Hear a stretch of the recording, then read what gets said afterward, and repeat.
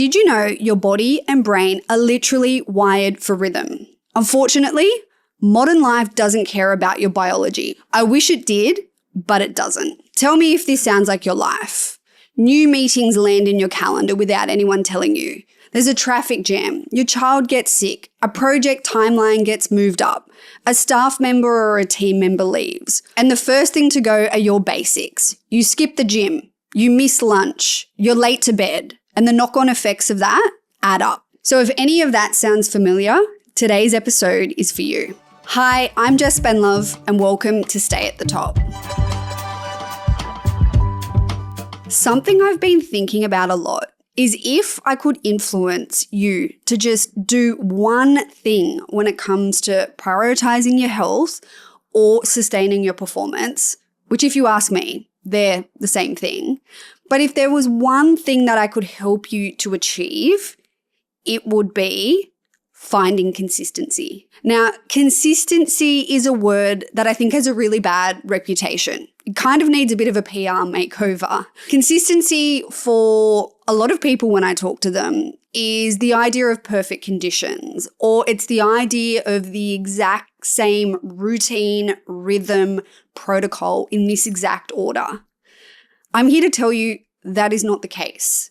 Consistency is really about you being clear on your non-negotiable behaviors, not mine, not your partner's, not your friends, not your colleagues, yours. Now, these non-negotiable behaviors, most importantly, are what you can achieve on your busiest days, not just your best. One thing, and I have been guilty of this many times, including even recently, is you fall into the trap of benchmarking against the absolute best version of yourself, the perfect conditions, what you were doing 10 years ago, before you had children, or before you were at a certain stage in your career, or before you had all of the commitments that you've got today, or potentially before the injury or the back pain, which I can definitely relate to right now, before that happened. And there's nothing wrong with that. That tells me that you're driven, that you're a high performer. I totally get it. But when you're benchmarking your current life and your busiest days against a different version of your life and the perfect conditions, it's setting you up for failure. So instead, what you need to do is think about what is the minimum that I can achieve consistently. This is really about identifying 1, 2, maybe 3 habits that you can do any single day. Now, the thing with that though, it doesn't have to be in an exact order. And this is another mindset that I've had to work through to shift. And I know a lot of people I speak to are the same. It's not about being these exact conditions. So for example, maybe your non-negotiables are, I have a high protein breakfast, I do some sort of movement across the day, and I have a wind down routine. I don't know, just some examples. Some of those will be in a certain order given they're at time points of the day, but others are just when you get a chance to do that. Now, I know for me, I definitely prefer to exercise in the morning, but in this season of life, that is not possible. And that really took a lot of shifting with my own mindset to be comfortable with that. And that's something which when I talk with a lot of people, they experience that as well. So rather than saying, I must exercise in my lunch break, I must exercise in the morning, whatever that might be, it's really just changing that perspective and going, movement and exercise is important to me. Anchoring that in the why. Yes, it might be from a physical health perspective. It might be from a weight or gaining muscle or from that perspective. But it might also be, more importantly, from a mental health perspective, from a mood, from a clarity, from a focus, from an energy, from a recovery. That stuff really matters. And so when you're anchoring in that, it's about finding the opportunity. And that's why one of the concepts I talk about a lot, including in my new book, For the Long Run, is structured flexibility, which is this idea of being clear on these non-negotiables, identifying what they are, and looking for the opportunity across the day to get them in. Because what that does, that creates momentum, and that momentum, leveraged off the back of consistency, exponentially increases your health, your performance, and everything to do with both of those. Another way I like to think about this structured flexibility concept is like the bumper bars when you go to the bowling alley. Now, I'm a big fan of these because there's no fun in going, and if bowling just isn't your thing, or you're with friends or with your family and the ball is just going down the gutter, that is just frustrating and that's no fun. So we pop on the bumper bars and happy days. That concept is how you should think about these habits and this idea of structured flexibility. It's really just these four walls. How can you set yourself up so regardless of the conditions, your habits are happening within the day? The same as when the bumper bars are up, the ball is staying in the alley and it's getting to the end.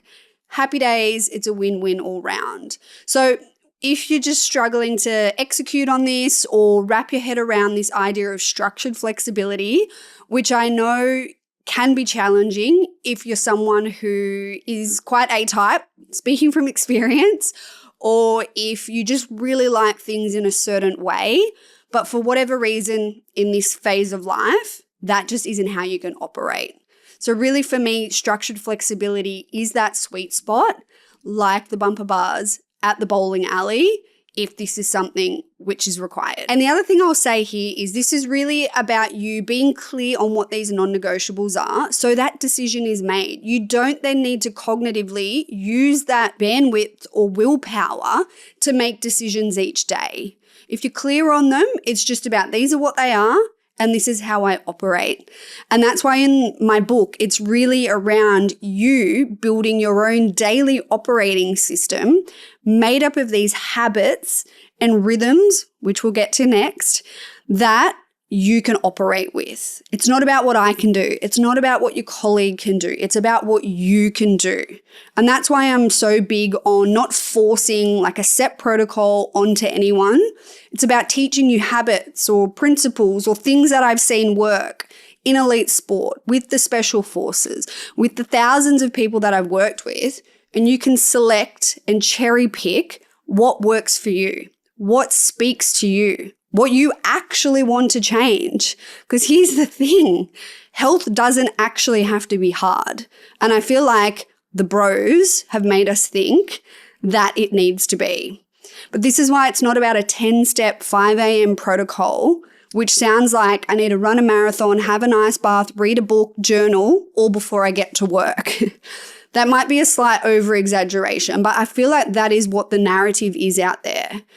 No, it's not. It's about you, your life, where you're starting from, where you want to go, and most importantly, what is achievable for you to do consistently every single day. I guess the reason why consistency is so important is because it helps you find your own rhythm. Now, this idea of rhythm is something that I've been exploring more recently in my work, in my book, and it's something I really feel connected to. I love the term rhythm because it applies flow and ease, and also it can move and it can shift and move in different ways. But the truth is, your body and your brain do function best with rhythm. Now, the reason for this is while it can shift and move and ebb and flow, there is still a level of predictability. I guess ultimately with a lot of these habits that we're talking about, the end goal is that they happen automatically. But I guess what I'm trying to do is shift that mindset from thinking automatically and trying to embed behavior means an exact set way. That is not the case. But your brain and your body do like rhythm. And the reason for that is because it starts to trust that that behavior is going to happen. Now, I'm sure what is happening for you, like it does for me, because every day is different, when you don't anchor certain habits across your day and you let your day run you, then there is no rhythm. So what I'm meaning by this is if you let your day and what you've got on govern when you have your lunch or when you have a snack, or if you have a brain break, or what time your day starts or finishes, if you're just rolling with it, which most of us are, definitely happens to me some days, then while in the moment that might feel like the easiest thing, what that is actually doing is eroding your energy, and it is costing you more cognitive bandwidth. So it's more expensive. And the other thing, when things are chaotic and unpredictable and there is no rhythm, your body and your brain don't know what's coming. So it's scanning, thinking what's coming, and it's expending more energy making those decisions. Whereas when it starts to go, well, hang on, we're in a rhythm here. We have our lunch around 12 to 1 each day, and we've been doing that for the past few weeks and months, and I know that's just something that happens, then it starts to trust that process. And not only does it trust the process, but it starts to thrive off that. And a lot of this is about starting to live proactively rather than reactively. And so in the moment, when we start to live like this, it might feel harder. It might require more cognitive resources, but pretty soon you start to feel the benefit of that. You have more energy. You have more focus. You have more clarity. You get to the end of your day or week with more energy. You're not as exhausted. You've got more energy on the weekend for hobbies or family or friends or whatever that is. And all of a sudden, your brain and your body are like, this is great. And this starts to embed from a behavior change perspective. So the way I like to talk about this, and a great way for you to think about this, is your phone. So I'm sure we all plug our phone in at night so it's 100% charged in the morning. And when it's 100% charged, we know that we can get the most out of it each day. But for whatever reason, if you've plugged your phone and it hasn't connected properly and you wake up the next morning and your phone's at 10 or 20%, you know you're not going to get as much out of the day.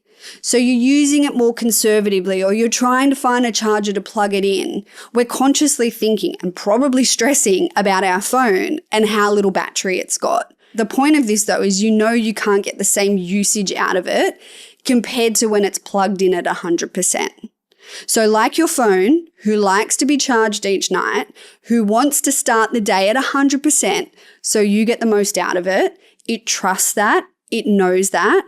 That's exactly how you should be thinking about yourself. From these little habits, your non-negotiables that you can do each day across the day, and then of course also what you do at the end of the day. And so when it comes to your brain and your body, I believe there's 5 important rhythms. They are what you eat, how you move your body, how you manage your stress and you recover, how you sleep, and your connection. And when I talk about connection, that is how you are aligned to your values, to your purpose, and to your people, so the quality of your relationships. These 5 rhythms are essential to every element of your energy, your health, and your performance. Now, that doesn't mean all 5 of those rhythms need to be optimized and you need to be focused on them at every single point of the day. Remember, we need to come back to the start of this episode, which was about consistency and your non-negotiables. These 5 rhythms feed into your energy, your well-being, and your performance. And I totally understand. Hearing this, it can be so easy to fall into the trap of, I'm just resetting, I'm overhauling everything, I'm focusing on everything at once. But it doesn't need to be that way. Because how often, when you have done some sort of major reset or overhaul, hello New Year's Eve resolutions every year, how often does that stick? Instead, what I'm inviting you to do with knowing these 5 rhythms is to pick the 1 or maybe 2 that speak to you. What feels easiest for you to elevate or focus on or just lock into some form of consistency? How can you find rhythm in each of these different areas that will help you have more energy, which over time will help you be more consistent, which then helps you prioritize your health. And overall, that helps you sustain your performance. So these 5 rhythms, what you eat, how you exercise, how you manage your stress and you recover, how you sleep, and your connection, these 5 rhythms make up your daily operating system. And this daily operating system is exactly what I talk about and share in my new book, For the Long Run, which is now available for pre-order. All of the strategies, all of the tips, all of the habits inside this are science-backed, but they are designed with real-world application. My intention with this book is to teach you the idea of structured flexibility, to show you what I have seen work across 15 years working with thousands of elite athletes, special forces, CEOs, entrepreneurs, founders, and everyday people like myself. So these 5 rhythms, they're science-backed, but they are designed for real-world application. So they fit your life. So the most important 3 things to take away from today's episode is 1, consistency. And remembering that this is not about you being a robot or having the perfect conditions. It is about what you can do on your busiest day, not just your best. The second is that your body and brain thrive off rhythm. It doesn't want chaos. So if you can think about your day and how you can start to create a level of rhythm so your body and brain know what's coming, not only will you use less cognitive bandwidth, but it will help you create and sustain more energy. Win-win. And the third thing is the idea of these 5 rhythms: what you eat, how you sleep, how you move your body, how you manage your stress, and your connection. And there's a practical framework for building them, which is exactly what I share inside my book, For the Long Run.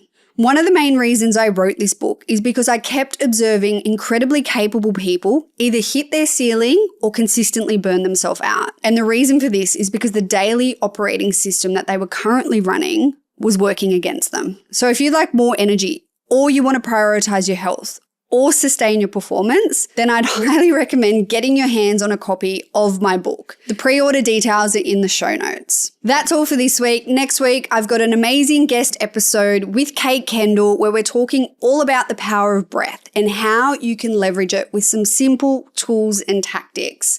I can't wait for you to hear it. So on that note, I'll be back again next week, helping you all not only reach the top, but sustainably stay there. I'll see you all then.